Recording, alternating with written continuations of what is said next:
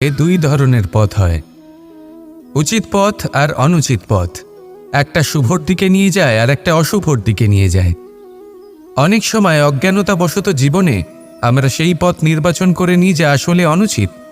তারপর নিজেকে আশ্বস্তও করে ফেলি যে এই পথেই চলতে হবে, এখান থেকে ফেরার পথ নেই। কিন্তু যদি সত্যি বলি তাহলে এটা শুধুই আপনার ভ্রম।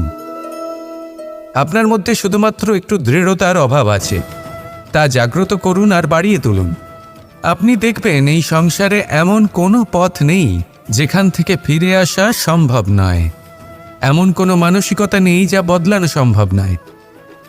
যদি আজ এই মুহূর্তে আপনার মনে হয়ে থাকে যে আপনি কোনো অনুচিত পথে আছেন আর আপনি কোনো শুভ পথে যেতে চান, তাহলে ওখান থেকে ঘুরুন আর ফিরে আসুন, আবার সেই মোড়ে ফিরে আসুন আর সেই পথ নির্বাচন করুন যা আপনার জন্য শুভ।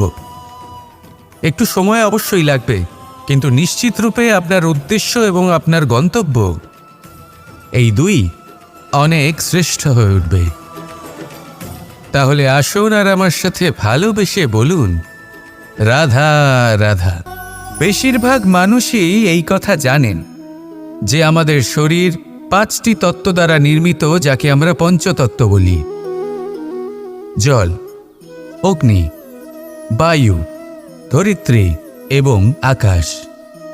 এবার এই কথা আমরা সকলে জানি, কিন্তু এগুলোর সাথে কিছু গুণ জড়িয়ে রয়েছে যেগুলো আমরা দেখতে পাই না।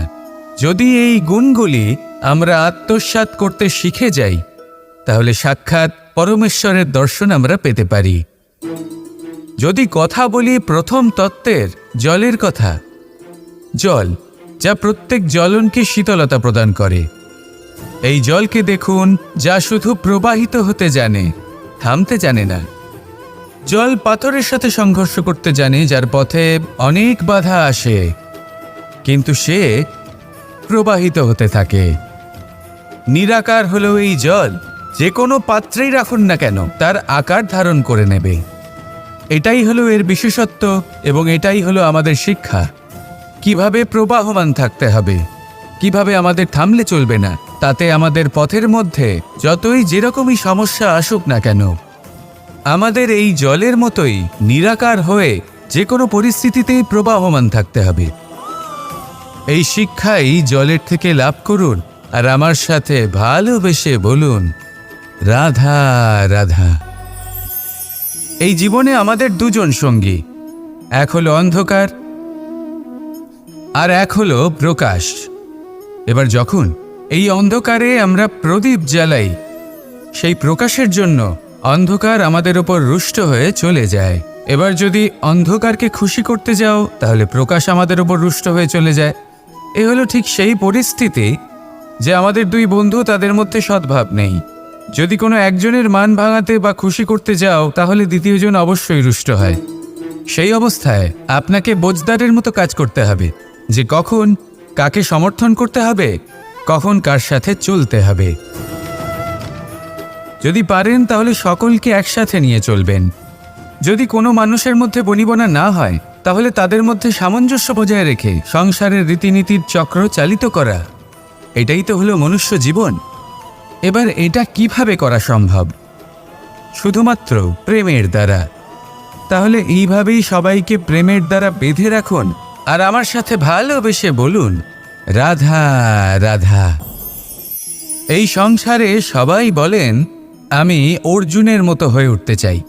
সবাই চায় যে তারাও যেন অর্জুনের মতো গান্ডীব লাভ করে। তারাও চায় যে তাদেরকেও মহাদেব এসে পশুপতি অস্ত্র দান করবেন। তারাও এটাই চায় মহাভারতের মতো মহাসংগ্রামে বিজয়ী হতে। কিন্তু সবাই ভুলে যান যে অর্জুন যা হতে পেরেছিলেন সবকিছুই অর্জন করেছিলেন।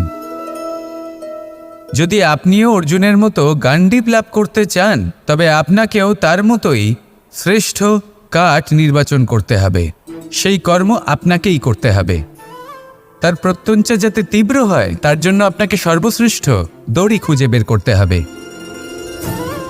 আপনার বাণ যাতে ঘাতক হয়, সেই জন্য আপনাকে নতুন নতুন ধাতু খুঁজে বের করতে হবে। সেই শিক্ষা আপনাকে লাভ করতে হবে, তবেই আপনার ইচ্ছে পূর্ণ হবে। অর্জুন হওয়া বড়ই সরল। যদি আপনি কিভাবে অর্জন করতে হয় তা জানেন। শুধুমাত্র স্বপ্ন দেখেন যারা, তারা কখনোই অর্জন করতে পারবেন না। কিন্তু যদি কেউ অজ্ঞাতবাস ভোগ করতে পারে, যদি কেউ লাক্ষাগৃহ থেকে পালিয়ে বাঁচতে পারে, যদি কেউ কঠোর তপস্যা করতে পারে, প্রতীক্ষা করতে পারে এবং পরিশ্রম করতে পারে, তাহলে সে অর্জুন অবশ্যই হয়ে উঠবে। যদি আপনি অর্জুন হয়ে উঠতে চান, তাহলে কর্ম করতে শিখুন আর আমার সাথে ভালোবেসে বলুন, রাধা রাধা। কিছু মানুষ চিরকাল দুঃখে থাকেন, বলেন যে দূরত্বের কারণে ওনাদের ভালোবাসা সমাপ্ত হয়ে গেছে। এমনও কিছু মানুষ আছেন যারা বলেন যে দূরত্বের জন্য ভালোবাসা বৃদ্ধি পায়। কেউ বলেন কাছাকাছি এলে ভালোবাসা বৃদ্ধি পায়, কিন্তু আসল সত্য হলো এটাই যে দূরত্ব ভালোবাসা পরিমাপ করার কোনো মাপদণ্ডই নয়। চাতক পাখিকে দেখুন, সারা বছর সে অপেক্ষা করে যে কখন বর্ষা আসবে আর ওর তৃষ্ণা নিবারণ হবে। বর্ষার জল ছাড়া ও আর অন্য কোনো জল পান করে না। তাহলে বলুন, এই যে দূরত্বের জন্য ওদের ভালোবাসা কি সমাপ্ত হলো? এই ভালোবাসা আপনার মানসিকতা বুঝতে পারে, সে আপনার মনে লুকিয়ে থাকা আবেগ বুঝে নিতে পারে।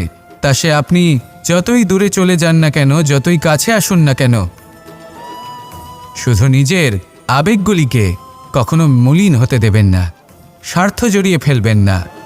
প্রেমকে পবিত্র করে তুলুন, এই প্রেম ক্রমাগত বৃদ্ধি পাবে।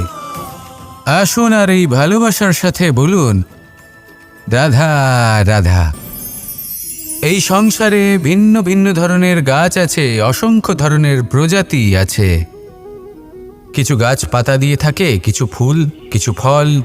কেউ ছায়া প্রদান করে, কেউ শীতলতা প্রদান করে, কেউ নিজেকে খুব কষ্ট দিয়ে এই সংসারের বিকাশে সহায়ক হয়ে ওঠে। কিন্তু এই সবার মধ্যে একটা বিষয় কিন্তু সমান, এরা প্রত্যেকেই পাতা ছাড়া, ফুল ছাড়া, ফল ছাড়া জীবিত থাকতেই পারে, কিন্তু কোনো বৃক্ষই শিকড় ছাড়া বেঁচে থাকতেই পারে না। এটাই হলো রাধার। ঠিক সেইভাবেই আমাদের জীবনে শক্তি হোক, ধন হোক বা সাফল্য হোক, আমাদের পরিবারের প্রসন্নতাই হোক, এই সব কিছুর আধার হলো, সব কিছুর মূল হলো পরিশ্রম। তাই জীবনে চিরকাল পরিশ্রম করতে থাকুন। যদি আপনি জীবনে মহান হবার পথে অগ্রসর হতে চান, তাহলে পরিশ্রম করুন। এই পরিশ্রম দ্বারাই নিজের পরিবারকে প্রসন্ন করুন, নিজের বন্ধুদের প্রসন্ন করুন, এই সমাজকে গর্বিত করুন। আসুন আমার সাথে ভালোবেসে বলুন, রাধা রাধা। এই সংসারে 3 ধরনের আবেগ অত্যন্ত গুরুত্বপূর্ণ, যা প্রত্যেক মানুষের জীবনে থাকে। প্রথমটা হলো আনন্দ, যা আমরা সবাই লাভ করতে চাই। দ্বিতীয় হলো ক্রোধ, এটা তখনই আসে যখন আমরা আমাদের উপর নিয়ন্ত্রণ হারাই বা কোনো পরিস্থিতি আমাদের প্রতিকূল হয়ে থাকে। তৃতীয় হলো দুঃখ, এই দুঃখ তখনই আসে যখন কোনো একটা পরিস্থিতি আমাদের মনের মতো হয় না বা আমাদের প্রিয়জন আমাদের বুঝতে পারেন না, আমরা অমূল্য কিছু হারিয়ে ফেলি, তখন এই দুঃখ আমাদের হৃদয়ে আশ্রয় নেয়। এই 3 আবেগ হলো এমন যে আমাদের জীবনে আসতে এবং যেতে থাকবে। কিন্তু এই 3টি আবেগের বিষয়ে কোন কথাটা মনে রাখতে হবে সেটা শুনুন। যখনই আপনি আনন্দে থাকবেন, প্রতিশ্রুতি দেবেন না, কারণ যখন মানুষ আনন্দে থাকেন তখন তিনি নিজের বিবেক বোধ হারিয়ে ফেলেন। দ্বিতীয়ত, যখনই আপনি ক্রুদ্ধ হবেন, উত্তর দেবেন না, কারণ ক্রোধের বশে যে উত্তরই দেবেন সেটা শুভ হবে না। তৃতীয়ত, যখনই আপনি দুঃখী থাকবেন, কোনো সিদ্ধান্ত নেবেন না, তখন নিজের মনের ওপর, নিজের কর্মের ওপর, নিজের ওপর নিয়ন্ত্রণ রাখতে চেষ্টা করুন। যদি এই 3টি আবেগের ক্ষেত্রে এই জিনিসগুলো মনে রাখেন, তাহলে জীবনে কখনো আক্ষেপ করবেন না। আসুন আমার সাথে ভালোবেসে বলুন, রাধা রাধা। আপনি কখনো রেশমের কীট দেখেছেন? নিজের সুরক্ষার জন্য সে নিজের লালা থেকে একটি সুতো উৎপন্ন করে আর সেই সুতো দ্বারা নিজেকে পেঁচিয়ে নেয়, প্রকৃতি এবং অন্য জীবজন্তুর হাত থেকে সুরক্ষার জন্য। কিন্তু যখন সেই সুতো শুকিয়ে যায় তখন কি হয়? তা একটা খোলসে পরিণত হয়, এত সবল হয়ে যায় যে সেই রেশমের কীট তা ভেঙে বাইরে বেরিয়েই আসতে পারে না। শেষ পর্যন্ত এই কারণেই সে মৃত্যু লাভ করে। এবার যদি একটা প্রজাপতির কথা বলি, তাহলে প্রজাপতি কি করে? যখন সে উড়তে চায় সে নিজেই নিজের খোলস ভেঙে ফেলে, সে তার পাখনা মেলে আর তারপর সে আকাশে উড়ে বেড়ায়। এটাই হলো শিক্ষা আমাদের জন্য। যদি আমরা আকাশে উড়ে বেড়াতে চাই তাহলে আমাদেরকেও অন্তর থেকে সেই খোলস ভাঙতে হবে, অর্থাৎ নিজেদেরকে বন্ধন থেকে মুক্ত করে দিতে হবে। সুরক্ষার জন্য কোনো বাঁধনে জড়িয়ে পড়া এ হলো সবথেকে বেশি অসুরক্ষিত কার্য। জীবনে সুরক্ষার ভয় থাকাটা উচিত, কিন্তু তা যদি অত্যাধিক হয়ে যায় তাহলে তা আপনাকে এতটাই দুর্বল করে দেবে যে আপনি নিজেরই সুরক্ষার চক্র ভেঙে বেরোতেই পারবেন না। যদি আপনি নবনির্মাণ করতে চান তাহলে আপনাকে নিজের এই সুরক্ষা কবচ ভেঙে বেরোতেই হবে, সাহসের সাথে পরিশ্রম করতে হবে। আর যদি আপনি এটা করতে পারেন তাহলে আপনার উড়ান কেউ আটকাতে পারবে না। আসুন আমার সাথে ভালোবেসে বলুন, রাধা রাধা।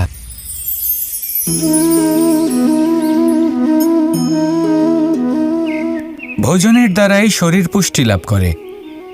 ছোটবেলা থেকে আজ পর্যন্ত যাই আপনার ভোজন হয়ে থাকুক, যাই আপনার আহার হয়ে থাকুক, সেই অনুসারেই আপনার শরীর গঠিত হয়েছে। এই ভোজন অত্যন্ত গুরুত্বপূর্ণ, সেই জন্য এর প্রত্যেক অংশকে বোঝা খুব আবশ্যক।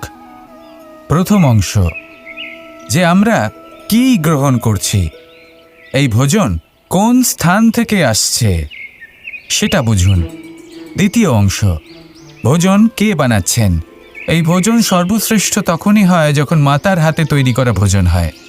কিন্তু যদি মাতার তৈরি করা ভোজন আপনি প্রাপ্ত নাও করতে পারেন তাহলে সেই ব্যক্তির ভোজন তৈরি করা উচিত যিনি সাত্ত্বিক। তৃতীয় অংশ, কোন স্থানে আপনি ভোজন গ্রহণ করছেন। যে স্থানে আপনি ভোজন গ্রহণ করছেন তা সাত্ত্বিক হওয়া উচিত, তাহলে অত্যন্ত গুরুত্বপূর্ণ। এবং চতুর্থ সবথেকে গুরুত্বপূর্ণ অংশ, তা হলো এই ভোজন আপনি যার দ্বারা প্রাপ্ত করেছেন, যেখান থেকে প্রাপ্ত করেছেন, যে স্থানে বসে আপনি ভোজন গ্রহণ করছেন তার প্রতি কৃতজ্ঞতা প্রকাশ করুন এবং ভোজন পূর্ণরূপে সমাপ্ত করুন।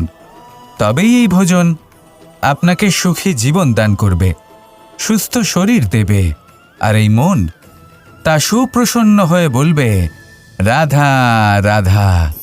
যদি আমি কোনো বনে যাই, কোনো নির্জন বনে, সেই বনের বিষয়ে, সেই পথের বিষয়ে, গাছপালার বিষয়ে, পশুপক্ষীর বিষয়ে আমার যদি কোনো জ্ঞান না থাকে, সেই বনের ক্ষুদ্র থেকে ক্ষুদ্রতর অংশের বিষয়ে যদি আমার কোনো জ্ঞান না থাকে, তাহলে হতেই পারে সেই বনে কোথাও আমি হারিয়ে যাব। হয়তো এমনভাবে হারিয়ে যাব কোনোদিনও বাইরেই বেরোতে পারবো না। তাই সেই বনের বিষয়ে জ্ঞান লাভ করা আবশ্যক। এটাই হলো শিক্ষা। জীবনে বেশিরভাগ মানুষই কেন অসফল হন? ওনারা একটা লক্ষ্য স্থির করেন, কিন্তু সেই পথের বিষয়ে তারা পর্যাপ্ত জ্ঞান অর্জন করেন না। সেই পথে কি বিপদ আসতে পারে প্রত্যেকটা পৃষ্ঠার জ্ঞান তাদের নেই, আর সেই জন্যই তারা অসফল হন। আপনি জীবনে যখনই কোনো লক্ষ্য স্থির করবেন, কোনো লক্ষ্য সাধন করবেন, পরিকল্পনার সাথে সেই পথে অগ্রসর হন। সেই পথকে বোঝার চেষ্টা করুন, সেই পথের বিপদ সম্পর্কে জ্ঞান লাভ করুন, সব কিছু জানার চেষ্টা করুন, অজানা তথ্য আহরণ করুন, আর তারপর সেই লক্ষ্যের প্রতি নিজেকে সমর্পিত করুন। তবেই আপনি সাফল্য লাভ করবেন, আর এই মন প্রসন্ন হয়ে বলবে, রাধা রাধা। অন্ধকারাচ্ছন্ন রাত্রি যদি এসে থাকে তাহলে আলোকিত প্রকাশ নিয়ে সূর্যও অবশ্যই আসে। রোগ যদি এসে থাকে তাহলে তার ওষুধও অবশ্যই আসে। সমস্যা যদি আসে তাহলে সেই সমস্যার সমাধানও নিজে থেকেই আমাদের কাছে চলেই আসে। এই সংসার, এই জীবনের শুধুমাত্র একটাই নিয়ম আছে, আর তা হলো এটাই, এই সংসার হলো একটা চক্রের মতো। এতে শাশ্বত বলে কিছু নেই, নিত্য বলে কিছু নেই, আর যা কিছুই রয়েছে সব বদলাতে চলেছে। যদি আপনার জীবনে দুঃখ থাকে, সমস্যা থাকে, যদি আপনি বিপদ দ্বারা আচ্ছন্ন, তাহলে মনে রাখবেন সব কিছু বদলে যেতে চলেছে। দুঃখের সময় কাঁদবেন না, মনকে আরো দুঃখী করে তুলবেন না, কারণ এখানে যা কিছুই এসেছে তা যাওয়ার জন্যই এসেছে। তাহলে এত চিন্তা কিসের? আনন্দ সহকারে জীবনযাপন করুন আর আমার সাথে ভালোবেসে বলুন, রাধা রাধা। ফাসান সে জীর্ণানি যথা বিহার, নবানি গ্রহাতি নরোপরানি, তথা শরীরানি বিহায় জীর্ণা, ননিয়ানি সয়াতি নবানি দে। আত্মার কখনোই মৃত্যু হয় না। আত্মা শুধু শরীর বদল করে, রূপ বদল করে। আর যেখানে আত্মার মৃত্যু হতে পারে না, সেখানে প্রেম কিভাবে সমাপ্ত হতে পারে? কারণ প্রেম হলো নিজেই পরমাত্মার রূপ। কখনো সে সীতার খোঁজে বনে বনে ছুটে বেরিয়েছে, কখনো সে রাধার প্রেমে বনকে বৃন্দাবন রূপে সাজিয়ে তুলেছে, কখনো সে কানাই রূপে গোকুলবাসীদের মন জয় করে নিয়েছে, আবার কখনো সে মাখন চোর নন্দলালের রূপে সবার মনে ভালোবাসার স্রোত বইয়েছে। কখনো নিজের হাতে বাঁশি নিয়ে তাতে ভালোবাসার সুর তুলেছে, আবার কখনো নিজের আঙুলে সুদর্শন চক্র ধারণ করে ধর্ম এবং প্রেমের বিরোধীদের সংহার করেছে। কখনো সে যশোদানন্দন হয়ে গোকুলে অনেক লীলা করে বেরিয়েছে, আবার কখনো দেবকীনন্দন রূপে কংসের লীলার পরিসমাপ্তি ঘটিয়েছে। কখনো যুদ্ধবিমুখ হয়ে প্রজাদের রক্ষা করেছে, আবার কখনো ধর্মরক্ষার জন্য সে যুদ্ধে অবতীর্ণ হয়েছে সারথীর রূপে, এবং এই সংসারকে গীতার জ্ঞান প্রদান করেছে। এই ভালোবাসা নয় তো কি, যে গোলকে নিজের রাধাকে হারানোর পরে নিজেও পৃথিবীতে অবতীর্ণ হয়েছে এই সংসারকে প্রেমের শিক্ষা দিতে। এই প্রেম ছাড়া আর কি, যে বৈকুণ্ঠে নিজের লক্ষ্মীকে হারিয়ে সেই সংসারে শ্রীনিবাসের রূপে এসেছে, এই সংসারে নিজের ভালোবাসাকে পেতে এসেছে।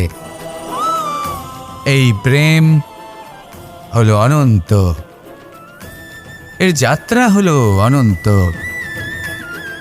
এবং এই প্রেম যার যাত্রার কোনো অন্ত নেই আর যার প্রভাব হলো সুগভীর, সেই পরমাত্মারূপী প্রেমকে এই প্রেম দূতের প্রণাম। আসুন আর আমার সাথে ভালোবেসে বলুন, রাধা রাধা।